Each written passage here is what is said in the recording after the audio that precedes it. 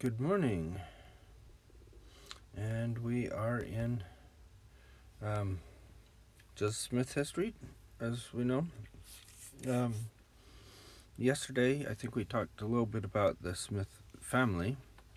I didn't really go into it as much, and I probably should have started out with Joseph Smith history to talk about him. I kind of like the fact that, at least on a personal note, I grew up in a family of 11 as he did, or 9 brothers and sisters as he has. And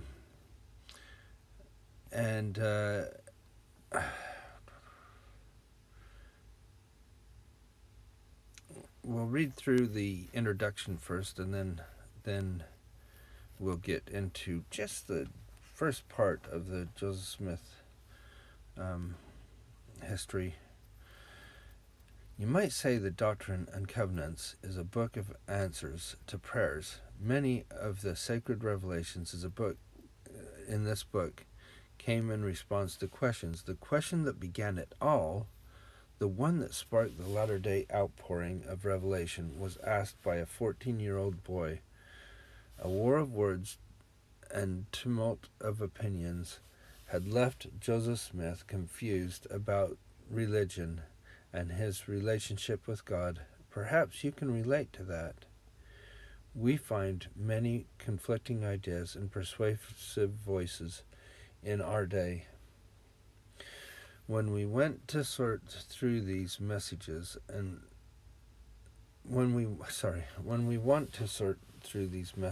find truth, we can do what Joseph Smith did. We can ask questions, study the scriptures, ponder, and ultimately ask God. In response to Joseph's prayer, a pillar of light descended from heaven. God the Father and Jesus Christ appeared and answered his questions. Joseph's testimony of that miraculous experience boldly declares that anyone who lacks wisdom might ask of God and obtain. We can all receive, if not a heavenly vision, at least a clearer vision, illuminated by heavenly light. So I know in my life this has been an inspiring part of my growing up, and especially when I was 14, I felt that I could get answers like him, and I did, and those are personal to me right now. And I think this was personal to Joseph Smith. The Joseph Smith history version of the first vision wasn't even written until 1838, 18 years after it had been given. Why wasn't it written until then? Well, because I think to him it was quite personal. I don't think he anticipated the need for it to be published at the time, and I think that's true. I mean, I think about experiences in my life where I've grown close to the Savior, where I've had answers to prayers and things like that. These things are pretty sacred to me, and to write them down and to just tell anybody about them is not what I'd want to do. However, I do tell my family, and I do have it written down like in journals and things like that. But that is different here. So Joseph Smith, we're going to find out why he wrote it in 1838. And also, in 2020, Joseph Smith Papers did a big, did a podcast it's worth looking up. I think you can do it if you go past all of this here. Let's go past all of that. Where did we get? People and places. Joseph Smith first vision accounts. Third one down. If you go through those, you find the accounts. There was 4 written accounts that we know of. Written either, well, there's one that is written in Joseph Smith's handwriting. The other four were usually written by scribes. Joseph Smith would tell them what to write. 2 of those were traditionally what the church knows as the Doctrine and Covenants. I'm not sorry. My brain's not working. Known as the in church history. So we've got this one that's the history of the church one, or Joseph Smith history, I mean. And we've got one other one that was published. The other 2 were unpublished. One was in 1823. You can go through all those things. They're given at different times for different reasons and different audiences. And the 1838 one was published, and I think we might as well just get right into it, really, because it explains itself. It's self-explanatory. So we're going to read the first 4 or 5 verses of this, just to get into this and to understand what we're talking about. So, Joseph Smith, I think he wrote this with this scribe. So, this is his report that he had written down. Owing to the many reports which have been put in circulation by evil-disposed and designing persons in relation to the rise and progress of the Church of Jesus Christ of Latter-day Saints.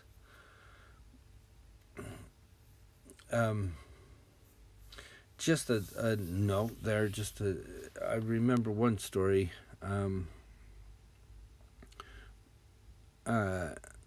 with Joseph and Hiram traveling on a ship. I think they were going to Kirtland. Really should look it up, shouldn't I? But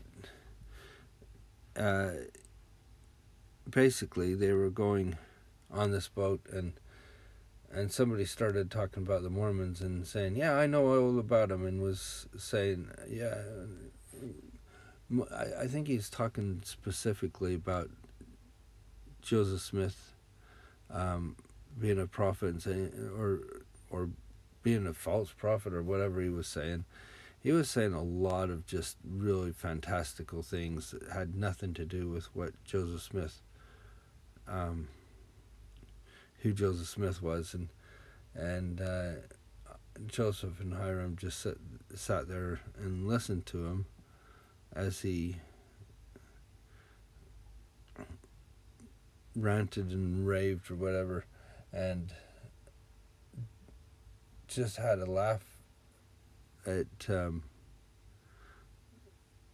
this guy. I don't know if they actually interacted with him or even said anything. From what I could remember, they didn't say anything. They just kind of like, yeah, see how far off the mark, was when if somebody started talking about talking about you or something, and saying an experience you had, and it was totally blown out of proportion, you would want to smile and laugh a little bit. But the truth is, there's people out there that is claiming to know Joseph Smith, or to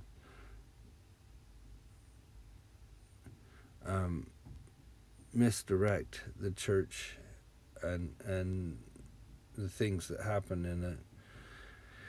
And so here Joseph Smith is realizing we just need to to pull it all together. And so this is kind of the introduction to the church, of history of the church, and I think they try to write the history up to that point as well, beyond just this a little bit here, and get it published. Okay, so in relation to the, did I read that part?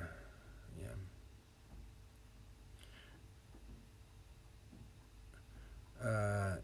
All of which had been designed by the authors thereof to militate against the character as its character as a church and its progress in the world. I have been induced to write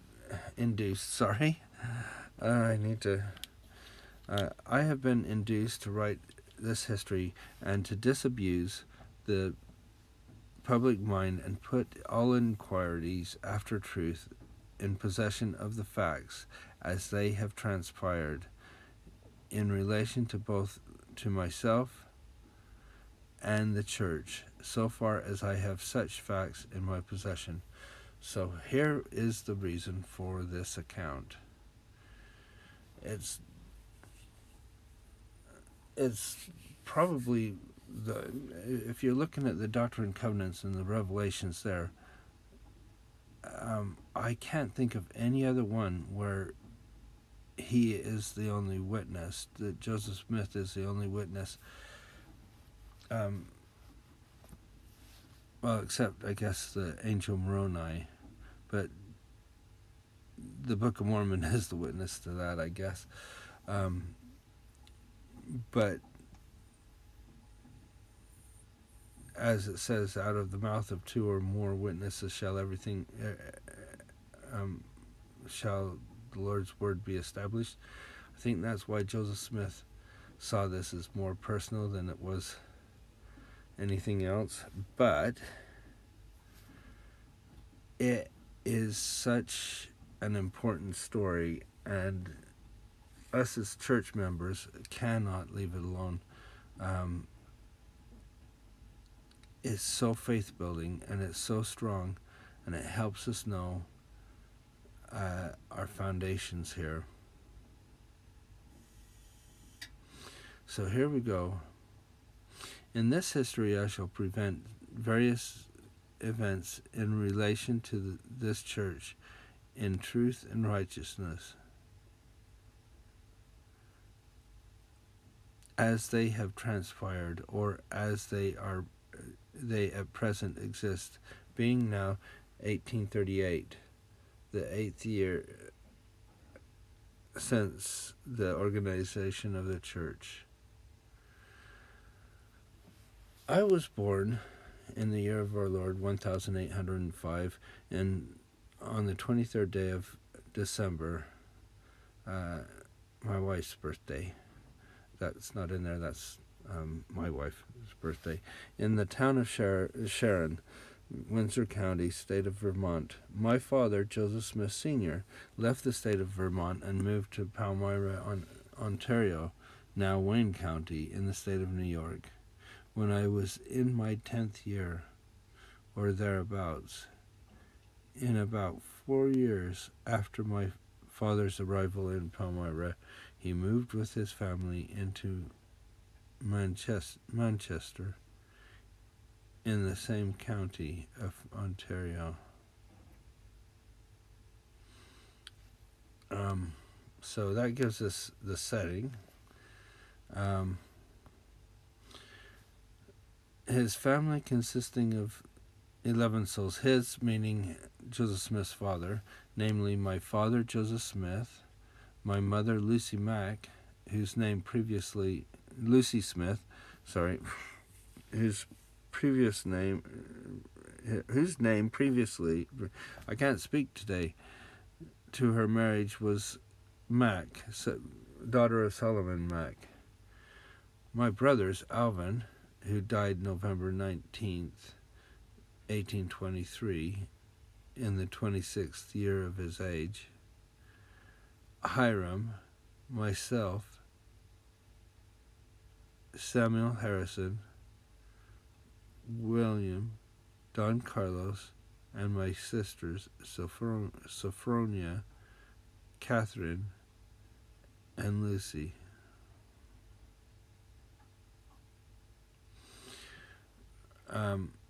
So here's the family, and I don't know why they have someone called Don Carlos in the middle of these very Anglican names, but they do. And we read a little bit from, I think is William and Joseph Smith and Lucy Smith yesterday, and there's some really good. Was listening to I think it's the Church History Matters podcast again. Like I said, it's a really good podcast, and they were talking about each of the family members and gave more detail on those. One of the most important details is that they all were really faithful to Joseph Smith.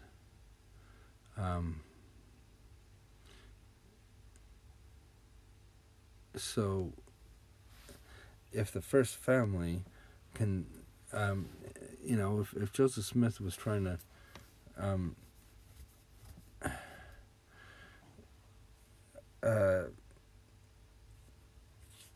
just make this up, I think we would have had these members know and say, yeah, that didn't really happen, but they didn't. They supported him completely, and some with their own lives.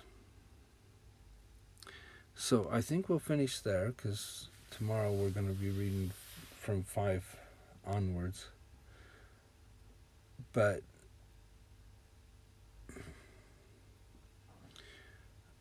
I think it's important that we know that there's a reason why these things were written, and the 1838 account comes at a time in the history of the church when there is a lot of persecution and upheaval as well. So you can hear a little bit in the narrative of the things that Joseph Smith was going through, and I just think it's interesting of how they did this, and looking forward to learning these. And it's fun to delve into the other 4 or other 3 accounts, and remember there's 5 other accounts, one of which I was reading this morning, from people who'd heard the story from the prophet, and recounted it. So altogether we have about 9 versions. Anyway, I'm about finished here, and I hope you get something from today. There's so much in this. We're talking about a lot of history in these things, and a lot we can delve into, and it's fun to do that. But I'll let you guys do some more delving. I think I hope you have a great day, and think on the things that Joseph Smith did, that we might be able to know these things. And I hope you have a nice day.